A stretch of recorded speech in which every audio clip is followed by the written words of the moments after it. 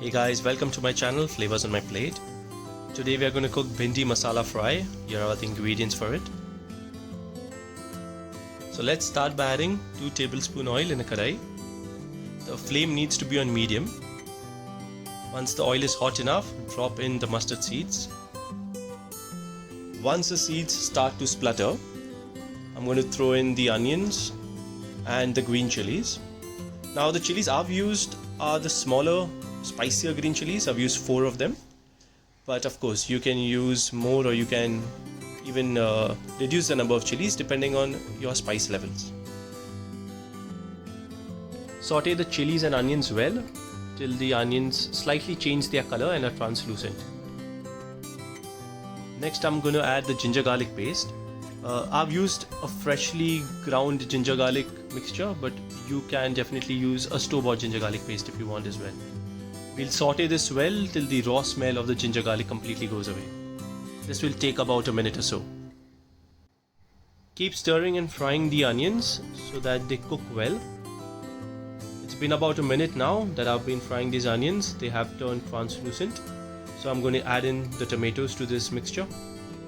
Mix in the tomatoes well and cook them till the tomatoes are completely soft. This takes about 3 to 4 minutes on a medium flame, but you can keep checking depending on the consistency of your tomatoes. Once the tomatoes are cooked and soft, we add the dry spices. So we add the turmeric, the cumin powder and the coriander powder. The flame needs to be low so that the spices do not burn.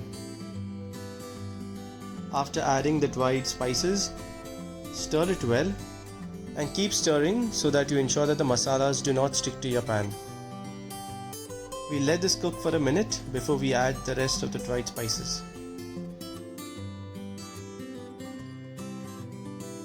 It's been about a minute now, so we will add the sabji masala and we'll add the kitchen king masala. There are several brands available in the market. You can use whichever brand you prefer. Mix in all the masalas well and ensure you keep stirring the mixture and saute this. Saute it for a minute or so. It's been a minute now and the masalas are well cooked.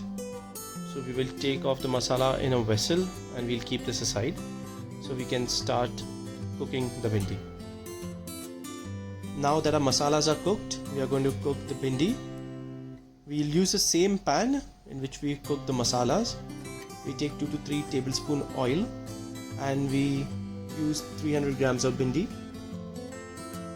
We now need to turn the flame to high so that the bhindi is thoroughly cooked. The bhindi is a very sticky vegetable, so we need to remove that stickiness completely out. We'll add a handful of salt to the bhindi. You can adjust the level of salt as per your taste. Stir in the bhindi and fry it well. It will take about 8 to 10 minutes for the stickiness to completely go away. Keep frying the bhindi till it cooks and changes color slightly.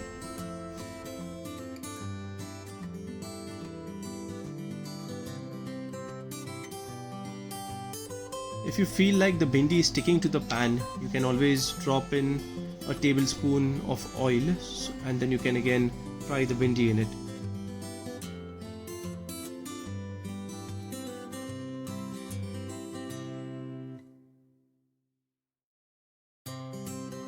We can see here the bhindi is still sticky. So we need to continue frying this bhindi till the stickiness completely goes away, or at least till it's substantially reduced. It's been about 8 to 10 minutes now and the bhindi is cooked. It's changed a bit of color as well. So we'll add the masalas which we had cooked earlier.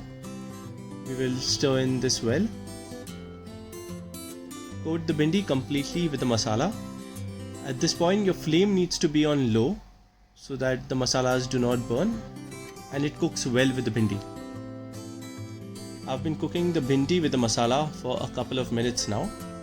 So what we'll do next is we'll add the grated coconut to this mixture. This will give a nice flavor to the bhindi. So mix it well and we'll cook the bhindi for another minute or so and then we'll turn off the flame.